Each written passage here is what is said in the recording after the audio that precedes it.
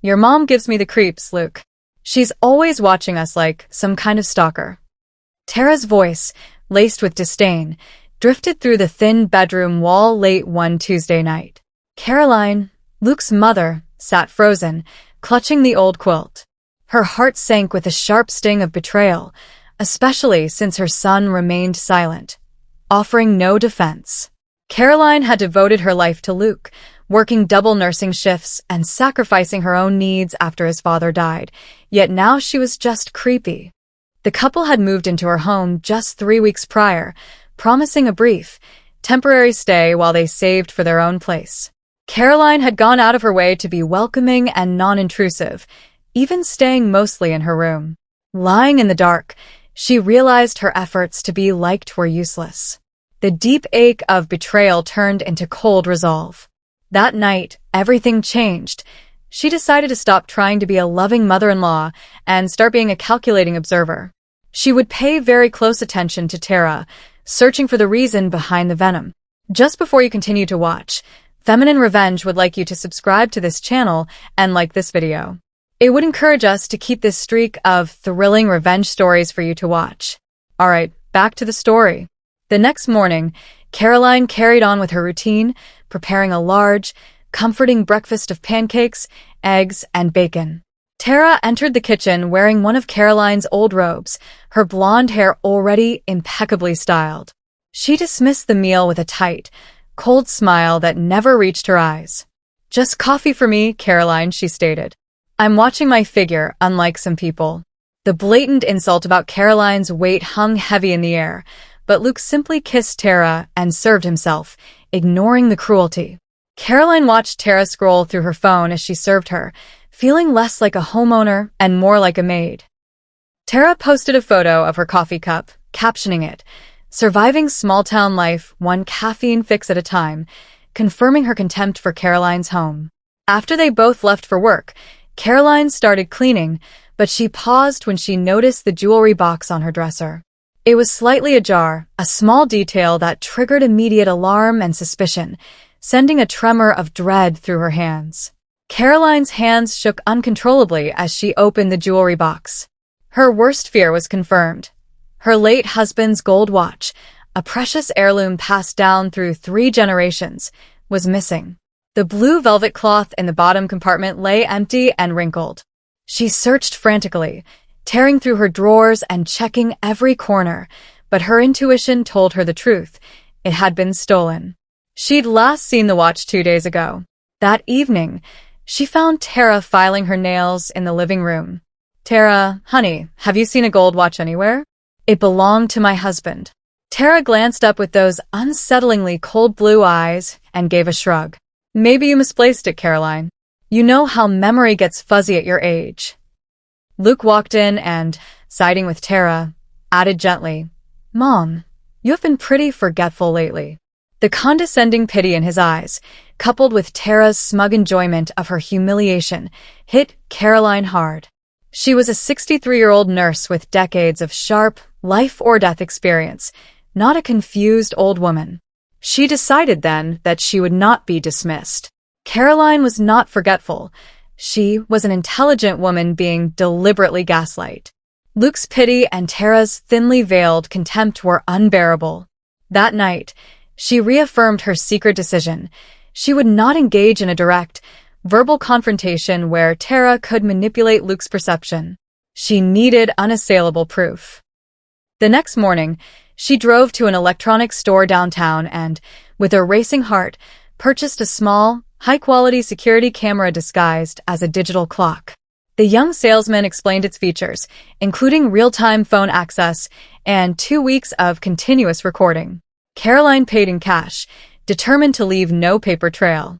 She drove straight home and, despite her shaking hands, carefully positioned the clock on her dresser. It had a perfect, clear view of her jewelry box and her closet. She quickly activated the app on her phone, waited for the red recording light to blink and disappear, and felt a surge of cold, focused certainty. Now, the waiting game began, but this time, the camera was doing the watching for her. 2 long days passed with the camera footage showing nothing unusual. Tara walked past her door several times, but never entered. Doubt began to creep in, whispering that perhaps she was wrong. Then, on Thursday afternoon, her phone alerted her to suspected fraudulent activity on her credit card, a $378 charge at Luxe Beauty Boutique. Caroline, who only bought generics at the drugstore, immediately called the bank and confirmed the transaction was unauthorized. It had occurred at 2:15 p.m. Her credit card was still in her wallet, but the realization was instant. Tara had borrowed her car yesterday, gaining unsupervised access to her purse. Caroline felt sick to her stomach, her suspicion now undeniable fact.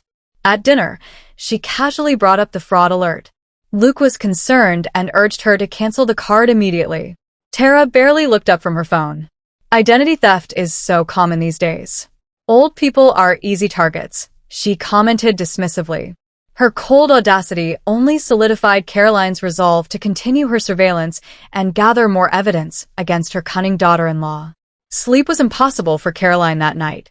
She lay in bed, staring at the ceiling and listening to the ambient sounds of the old house. Around 1 a.m., she heard soft, deliberate footsteps in the hallway. Her bedroom door was slightly ajar, and she held her breath, watching as Tara tiptoed past. She was dressed in a tight black dress, heels, dark lipstick, and smoky eye makeup, clutching a glittering purse Caroline had never seen. This was no casual midnight stroll. Caroline waited for the soft click of the front door closing before creeping to her window. In the moonlight, she saw Tara hurry down the driveway and climb into the passenger seat of a black SUV with tinted windows that was waiting silently at the curb with its engine running. The vehicle sped away into the darkness. Her heart pounded relentlessly. This was clearly more serious than theft and fraud. Caroline grabbed her phone and, despite her shaking hands, managed to capture a blurry photo of the SUV's license plate as it turned the corner. She sat by the window until sunrise, her mind racing with terrible, urgent possibilities. Tara returned home around 6 a.m., sneaking in through the side door. Caroline heard the shower running for a long time before Tara finally appeared downstairs at 8, dressed casually and giving a bright, flawless performance of a woman who had simply woken up. Caroline remembered finding a crumpled spa receipt last week with a downtown address on 5th Street. During her lunch break, she drove there, only to find the address belonged not to a spa, but to an elegant hotel, the Riverside Inn. Parking across the street, Caroline waited, feeling foolish, until she saw her. Tara emerged from the lobby, laughing brightly, linked arm in arm with a man in his 50s wearing an expensive suit and a tanned face. The man's hand rested possessively on Tara's waist. A surge of pure fury, not jealousy, burned in Caroline's chest at the calculated betrayal of her son. She gripped her phone and snapped several photos through the car window. Though her hands trembled badly, the images clearly showed the intimate body language of Tara and the stranger. That evening, Caroline decided it was time to test her knowledge. The three of them sat at the dinner table eating pot roast. "I drove downtown today," Caroline mentioned casually. "Past that beautiful hotel on 5th Street, the Riverside Inn. Have you ever been there?" Tara's fork froze halfway to her mouth, and her face went stark white for a split second. She quickly regained her composure with a forced, cold laugh. "That old place? Why would I go there, Caroline? Maybe you are hallucinating. You know, confusion and memory problems can be early signs of dementia." She spoke with such sweet, false concern that Luke immediately looked worried. "Mom, are you feeling okay? You have seemed a little off lately." Caroline wanted to scream, to throw the plate and show the photos, but she stopped herself. Tara had already successfully painted her as unstable. A direct confrontation would only allow Tara to twist the narrative and make Caroline look like a paranoid old woman. No, she needed a surgical strike. She needed a strategy that would force Tara to publicly expose her own secret. Luke's birthday was exactly 2 weeks away, May 15th. Caroline decided to leverage the occasion by planning a surprise dinner party, inviting his closest friends and family. The next morning over coffee, she mentioned it to Tara. "I thought we could celebrate Luke properly this year," she said. "Would you mind helping with decorations?" Tara's eyes lit up at the opportunity to play the gracious hostess. Of course, Caroline. I have excellent taste in party planning. Just leave it to me. This was the perfect bait. While Tara focused on showmanship, Caroline focused on the trap. She carefully reviewed the hotel photos on her computer, zooming in on the man's expensive suit, noticing his wedding ring, and identifying the monogram on his pocket. MK. She printed the clearest photo and then found a plain, white greeting card. Using her left hand to disguise her handwriting, she carefully penned a generic, polite invitation to a birthday celebration for Luke Matthews on May 15th at 7 p.m. and included her home address. She slipped the explosive photo inside the card and sealed the envelope. Finding Marcus Kingston's address required one final, delicate deception. Caroline called her neighbor, Patricia, who worked at the county clerk's office, spinning a convincing story about finding a lost wallet containing only a monogrammed handkerchief with the initials MK. Patricia, without hesitation, identified the owner as Marcus Kingston, a prominent property developer with a reportedly rocky marriage, and gave Caroline his business address. Caroline mailed the anonymous invitation that same afternoon, her heart pounding with adrenaline and finality as she dropped it into the blue postal box. The party preparations moved swiftly. Tara, happily preoccupied, ordered costly decorations on Caroline's card and invited several of her own sophisticated friends. Luke was genuinely touched by the effort, completely unaware of the bomb ticking beneath his celebration. On the evening of May 15th, the house was filled with music and guests. Caroline moved through the crowd, her smile fixed, constantly checking the front door. At 7:45, the doorbell rang. Caroline watched from the kitchen as Tara answered, her face bright with hostess pride, until she saw Marcus Kingston standing there holding the invitation. All the color instantly drained from Tara's face. I received this invitation, Marcus said, holding up the card. Though I'm not sure how, I don't believe we've met. The room fell silent instantly. Every guest turned to watch the scene unfolding at the door. Tara stood frozen, her mouth opening and closing uselessly. Luke, confused, walked over. I'm sorry, sir, but I don't know you. There must be some mistake. Marcus's eyes swept the room and landed on Tara. A flash of recognition flickered across his expression. Tara? What are you doing here? The silence deepened. Tara forced a strained, fake laugh. Marcus, this is such a surprise. Everyone, this is Marcus Kingston. He's a business partner of mine. I must have accidentally mentioned the party and Marcus, sensing the disaster, interrupted gently. Tara, we agreed we needed to be careful about, he stopped, understanding he'd been set up. Luke's face went completely still, a terrifying blank canvas of disbelief. Business partner, he repeated slowly. Tara, what business are you in? Caroline stepped forward from the kitchen doorway. Why don't we all sit down and discuss this calmly? But chaos had already erupted. As the guests awkwardly made their excuses and departed, Luke demanded an immediate explanation.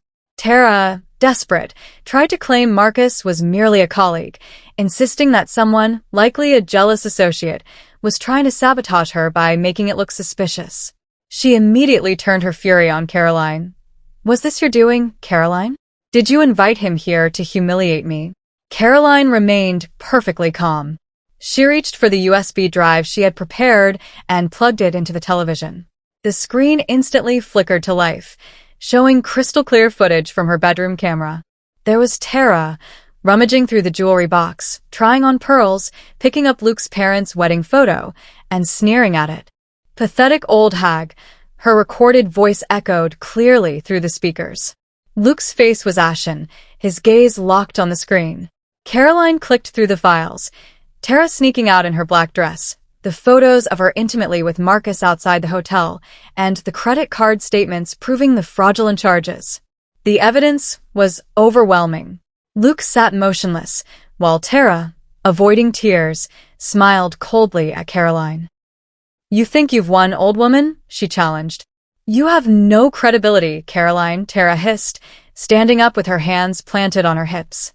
You are just a lonely, bitter widow who cannot stand to see her son happy. I'll tell everyone you are senile and obsessed with destroying me. Who do you think people will believe? Luke finally stirred, his voice empty and hollow. Get out, Tara. Pack your things and get out of my mother's house. She reached for him, pleading, Baby, please, but he pulled away. Don't call me that. Just go. Tara grabbed her purse and stormed up the stairs, but she paused to look back at Caroline, her face contorted with hatred. You'll regret this, Caroline. I promise you that. After her door slammed, Luke put his head in his hands, finally breaking down. I'm so sorry, Mom. I should have believed you. Caroline held him close, providing silent comfort.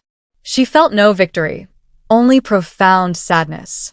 Yet, Tara's final, chilling threat lingered, replacing sadness with a quiet, burning resolve. Caroline knew the game wasn't over. She had to be ready for the inevitable retaliation.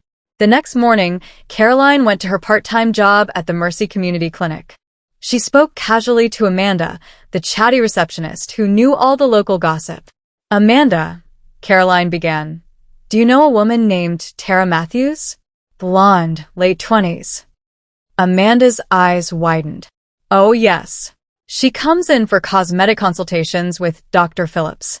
Between you and me, there's been major confusion.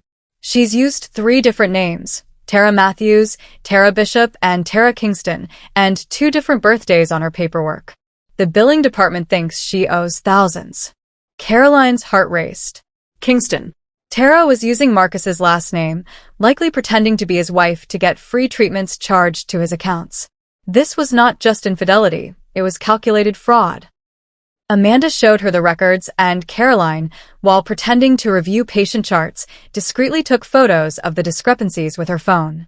She was past caring about the legality of her actions. Tara had stolen, lied, and threatened her son, and she deserved to be exposed for all her crimes. That evening, Caroline moved her fight into the digital realm. She created a fake online profile, naming the account Michelle Patterson and joining a local community group where women warned others about scammers.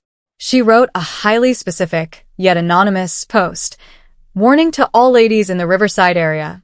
There's a woman scamming local medical clinics by using fake names and family connections to get free cosmetic procedures. She's stealing identities and leaving doctors with thousands in unpaid bills. Caroline intentionally left out Tara's name and photo. The internet did the rest. Within 2 hours, someone commented, "Is this about that blonde woman who's always at Mercy Clinic?" Another user immediately shared a photo of Tara from social media. The post instantly went viral.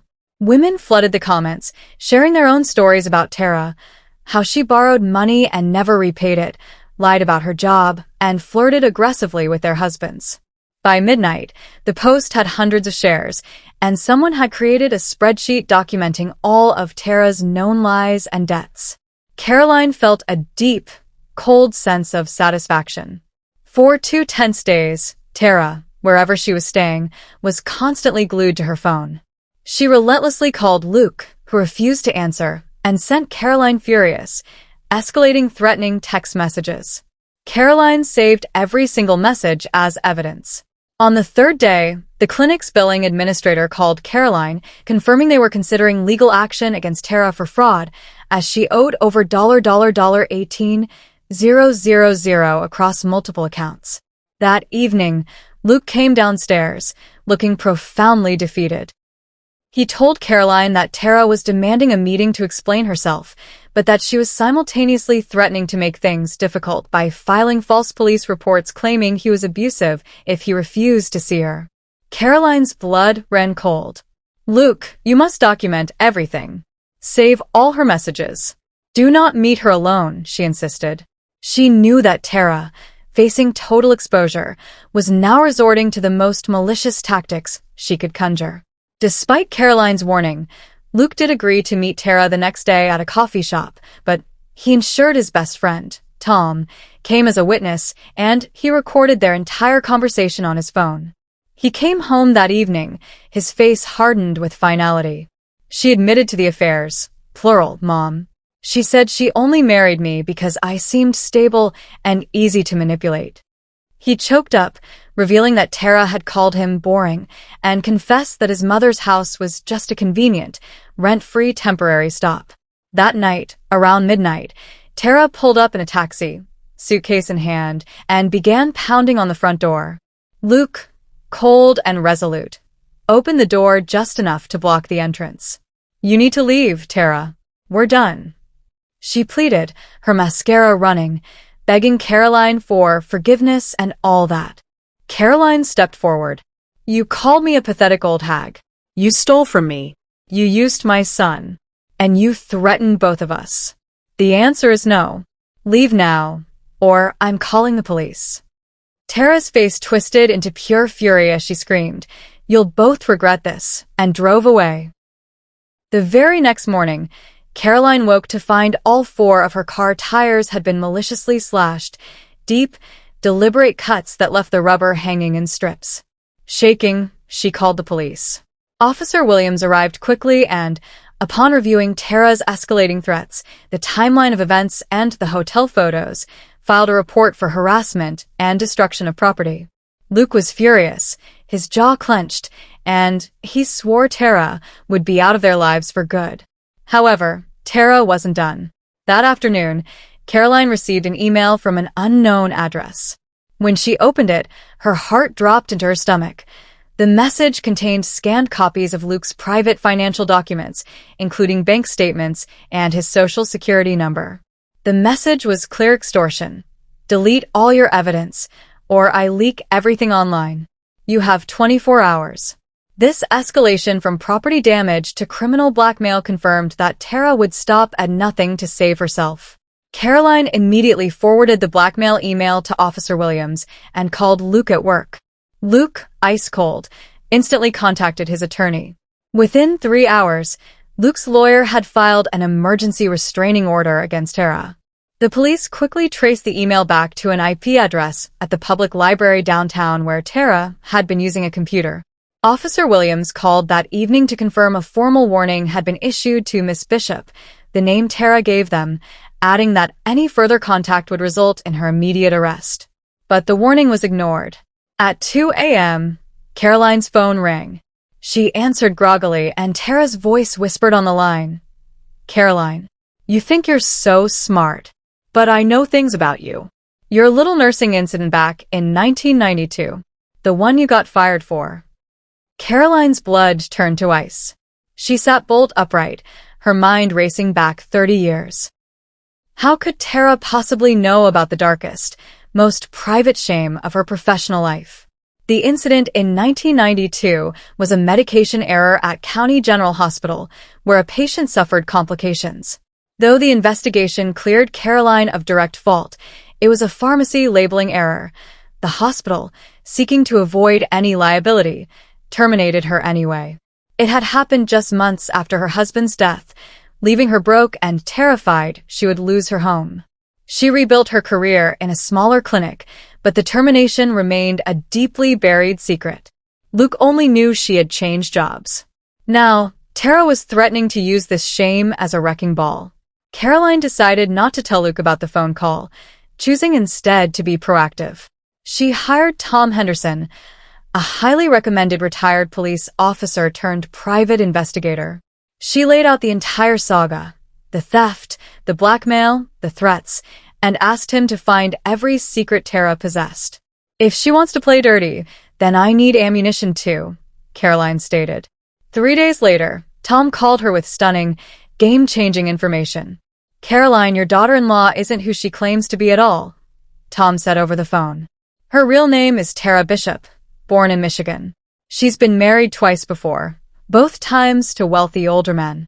Both marriages ended in substantial settlements after she orchestrated and documented their affairs." Tom confirmed she was a professional con artist who targeted men with money, set them up to fail, and walked away rich. Luke was meant to be her third victim until Caroline intervened. Marcus Kingston was likely just a mark she was setting up after she finished with Luke. Tom delivered the final blow. Tara had an outstanding warrant in Michigan for identity theft and fraud and had skipped bail 2 years ago. This was not ammunition. This was a nuclear deterrent. Caroline immediately called Officer Williams with the new information. A warrant was swiftly issued for Tara's arrest in Ohio. But Tara had vanished again. Then, one rainy Tuesday evening, a completely broken-looking Tara knocked on Caroline's door. Against every rational voice in her head screaming to call the police, Caroline opened the door. Tara stood shivering, soaked, her expensive clothes rumpled and muddy. "Please, Caroline, I have nowhere to go. Everyone's turned against me. I'm sorry for everything." Caroline kept her tone icy. "You have 30 seconds to tell me why I shouldn't call the police right now." Tara promised to tell the absolute truth about everything, who she really was, her crimes and her motivations, and swore she would turn herself in afterward. Caroline made a calculated risk. She let Tara inside but left the front door open, keeping her phone in her hand. 911 already dialed. Tara sat on the couch, looking utterly defeated.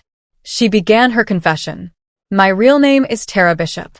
I grew up in foster care after my parents died. I learned early that pretty girls get treated better. People trust you, help you, give you things. So I used it." For the next hour, Tara confessed every detail, from the previous cons and marriages to the identity theft charges in Michigan. She admitted to stealing from Caroline, lying to Luke, and planning to divorce him for his assets while falsely accusing him of abuse. "It was always about the money," she flatly stated. "But Luke was so kind, and for a moment, I thought maybe I could try to be a real wife. But I don't know how to be real. I've been performing my whole life." Caroline listened in cold silence, recording every word on her hidden phone. "Why are you telling me this now?" she asked. "Because I'm tired, Caroline. I'm 30 years old, and I have nothing real in my life. And you," her voice broke, "you're the first person who saw through me and didn't give up. You kept fighting for your son, kept pushing back. Part of me truly respects that." Tara stood up. "I'll turn myself in tomorrow. I just wanted you to hear I'm sorry." She paused at the door. "How did you know?" Caroline replied simply, "A mother always knows when someone is hurting her child. Always." After Tara left, Caroline immediately called Officer Williams and played the entire confession recording, providing more than enough evidence to charge her with multiple felonies. Despite her promise, Tara vanished again by morning. However, this time, Caroline had the documented proof of her crimes in the con artist's own voice. The recording was handed over to prosecutors, and a multi-state felony warrant was issued. Luke filed for divorce based on fraud, and because the marriage was less than a year old, he was released from any financial obligation to her. They were finally free. 2 months later, Tara was arrested at a bus station in Nevada under another fake name. She was extradited. Luke attended her trial to gain closure and later told Caroline that Tara had pleaded guilty to everything for a reduced sentence. "She asked about you," Luke said quietly upon his return. "Asked if you were okay, and if I would tell you she was sorry." "What did you say?" Caroline asked. "I said you were fine, and we were both moving on." 3 years passed peacefully. Caroline rarely thought of Tara anymore. Luke met a genuinely kind and honest woman named Kelly, and they were married in Caroline's backyard. Life moved forward as it should. Then, one afternoon, Caroline received a letter forwarded from the state prison where Tara was serving her sentence. Curiosity compelled her to open the handwritten note. The penmanship was shaky and uncertain. "Dear Caroline," the letter began. Tara explained that she was in a prison rehabilitation program, receiving therapy for behavioral disorders and addiction she hadn't known she had. She wrote that in her sessions, she talked about Caroline often. Her counselor, Tara wrote, suggested that Caroline was the first person in her adult life to set firm boundaries. "You didn't enable my behavior or fall for my manipulations. You saw me clearly and still gave me a final chance to be honest." Tara closed the letter by saying she was writing not for forgiveness, but to thank Caroline for teaching her the painful truth that lies always find their end. Caroline felt a quiet, profound sense of vindication that went deeper than just winning. She had forced a con artist to face reality. If you enjoyed this story, make sure to like this video, comment, and smash the subscribe button. Also check out other videos on the channel Feminine Revenge has got more thrilling stories for you.